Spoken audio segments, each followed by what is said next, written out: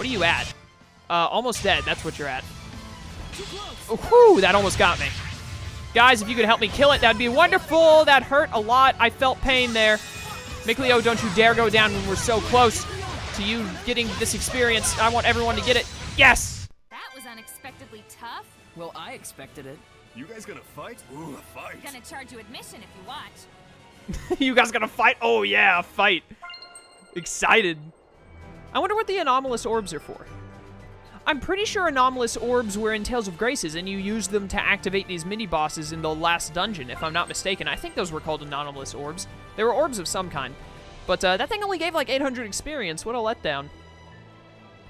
So the Patnal Forest is up here. It's like a dungeon area, not like a... I thought it would be like the, what's the other forest called? Like the Trobin Forest or something like that? I thought it would be like that and be like a field area. But it's actually a dungeon area. So we've got to get peacock feathers out of here. I've been in here before, and I've activated the stupid save point, and I never realized it. Though in my defense, this happened a while back, because this was pretty early in the game when we got to Roland's. Not like very beginning of the game, but like just as we were getting into the midpoint of the game.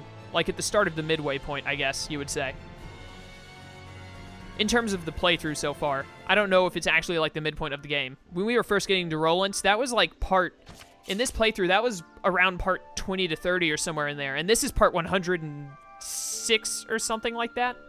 This one is not 106. This one would be, we came here when the people were looking here, the sparrow feathers. The sparrow feather, blah, I can't talk. The sparrow feathers were here looking to see if they could make it a base, but then they decided not to.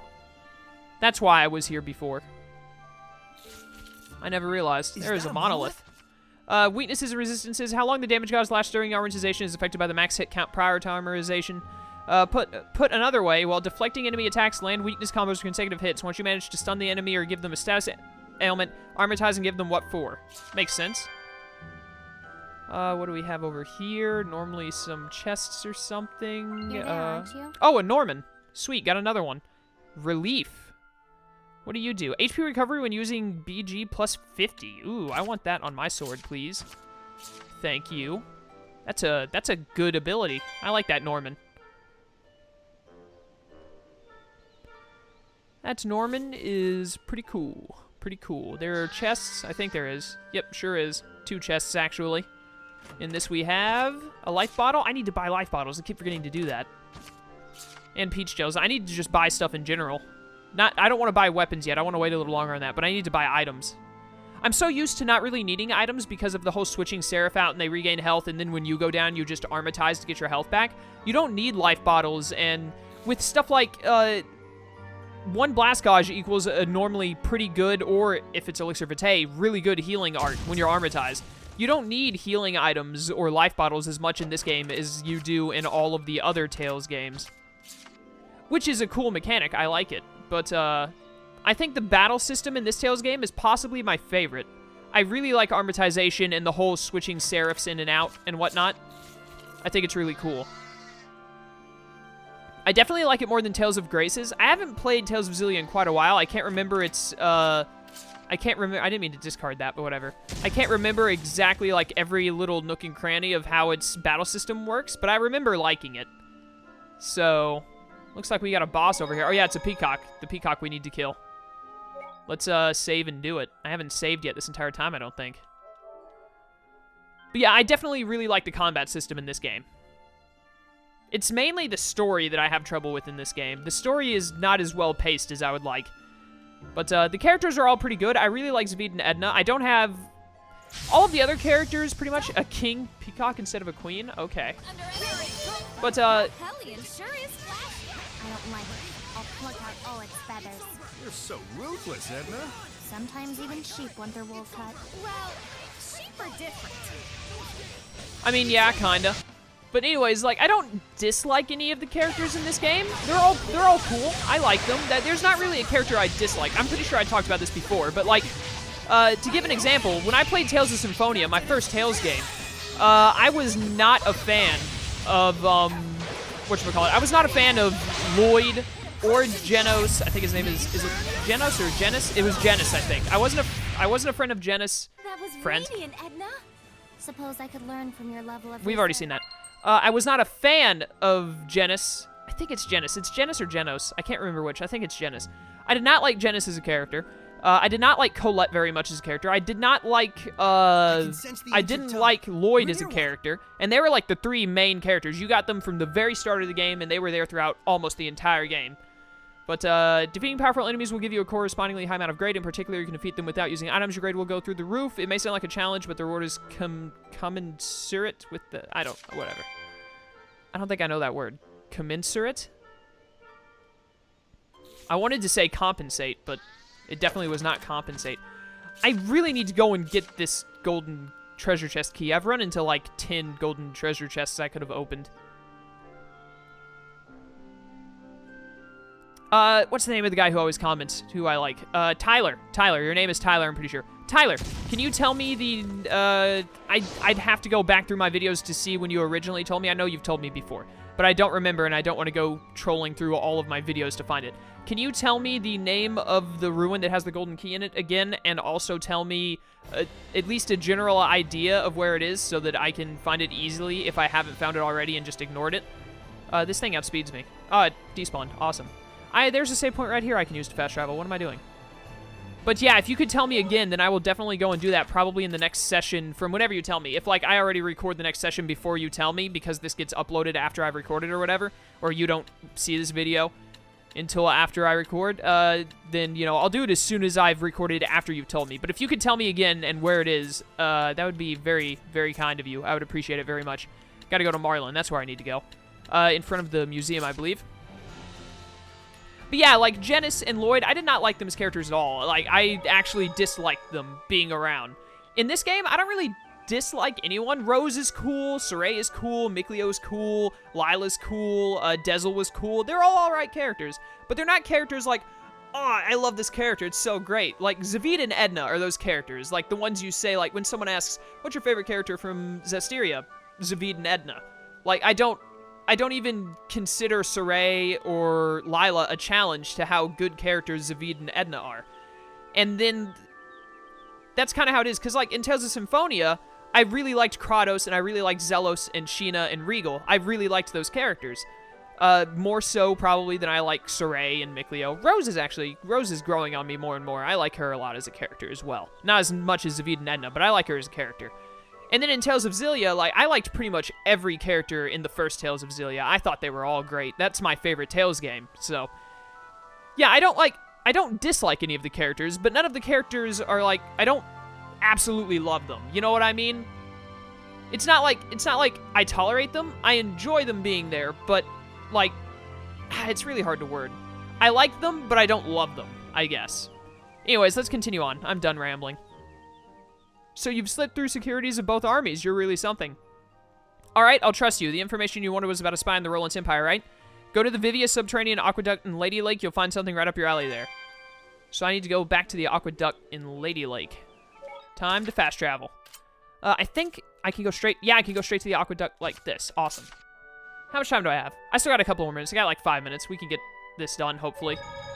All right. Oh, it's straight over here. Awesome. Won't take long at all.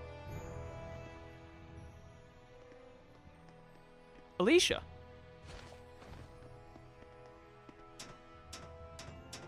That is the loudest ladder ever. You are under arrest for leaking confidential info.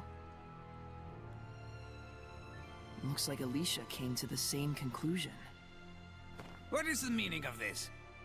I'm sorry, this is just a misunderstanding. Please take your leave, Princess. This is...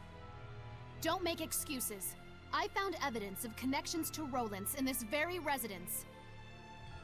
Renovations for Grifflet Bridge, order forms of military arsenal, unauthorized transactions for... That is simply a reward for his support. Support? Logos is an important person who connected Roland's and Highland through unofficial diplomacy. What does that mean?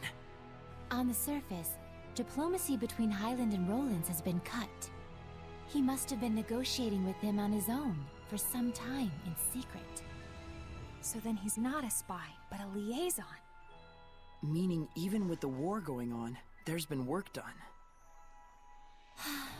Such is politics.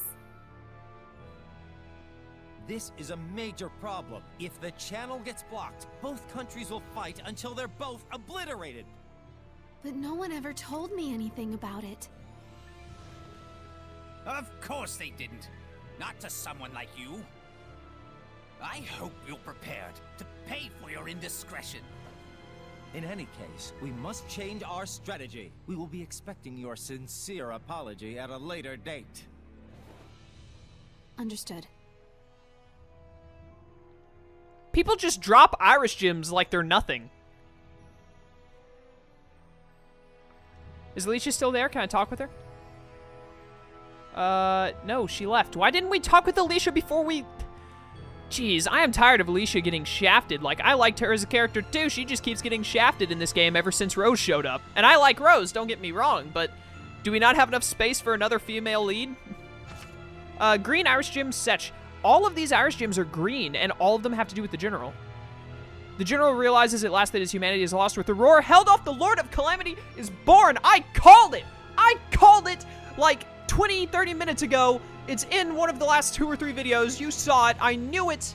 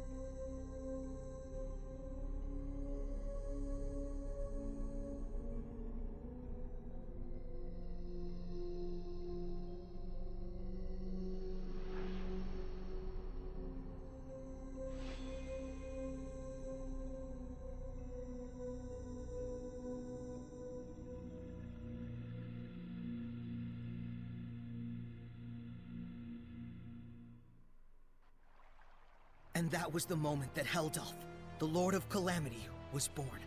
He was a human being once, just like us. Unbelievable as it is. Yes, he may have been a cold military leader, but he had genuine love for his family. How could someone like him turn into the Lord of Calamity? Well, he did lose his family. I don't know. It felt like more than anything that happened to him, the transformation was born of his own resolve. Could be. It's probably not anything we can ever truly understand. But I can tell this much. Heldalf finally gave up. He couldn't fight back any longer. Alright, well, now we have, like, the full history on Heldalf. He was the Roland's general who was, like, disgraced. Then his family was killed around him one by one, and then he somehow became immortal. And the Earth and Historia are apparently completed now. I have enough time for this skit. Think this is all of the Earth and Historia? But we're still missing something crucial. How did Heldalf end up that way? Well, we know all too well what hardship he's been through. Whoa there, Sheps. Don't tell me you're sympathizing with him. Is it sympathy? I can't even tell. Sheesh, Lila, this is cruel. I liked it better when he was a faceless bad guy. You can chop those to bits guilt-free. I'm sorry. But really, though, it's tough. How are we supposed to figure out the right thing to do? Well, is Lila even telling Saray to find the right answer? Or... Oh! Zavid! Dang, sorry. So now what? Just standing around talking like this isn't gonna solve anything. Let's go back to see Maven. Right. He's probably organized his thoughts by now anyway. Alright, so we're gonna do this skit next time and then go back to Maven. But, your past does not mean that you can go and make other people suffer and have misery and all that. If Heldalf was willing to, you know, be good again, like, if you've done horrible things and then you try and repent for it, then it's okay to try and then be like, okay, yeah, we're gonna try and help this guy and help him be good again, we're not gonna kill him or anything. But Heldalf, obviously, I'm leaning away from the mic so you might not hear me as well right now. I was setting down my controller. But Heldalf, obviously, does not give a crap about all that and is still crazy evil. So, despite his, you know, having a bad history, as long as you try and, if you do bad things and then you try and make up for it or turn good, then it's kind of, it's not okay, but it's better. It's more like, okay, we can forgive you for this because you're trying to make amends. But if bad things happen to you and then you continue to do bad things as a result, then really at that point it's all on you because you didn't try and turn good again. If you're just being bad, then it doesn't matter what happened to you in the past. The point of the matter is that you're doing cruel things just like what happened to you, and that's not okay. But yeah, I think you guys get what I'm trying to say. I've been rambling a lot this session, but I had a lot more fun this time than I did last time. It was a lot more fun. Feeling a lot better about this game. Anyways, that's all for today. When we come back, we're going to have that skit and then go talk to Maven and continue on with the main story. Tyler, please let me know the name of that dungeon again and where it is, and I will go do it, and we can get that gold key. That'll be handy. And I think we've done a lot of the... Pick up my controller again. We've done a lot of the side quests, haven't we? Yeah, we've only got a couple. Looks like Alicia kind of screwed up. That's something new we got to do. Can't do that yet. Can't do that yet. And I don't want to do the Crucibles until I'm level 55. So yeah, we might do this Alicia thing next time before talking to Maven, but I'm not sure. But yeah, thank you guys for watching. I hope you enjoyed, and I'll see you next time. Until then, farewell.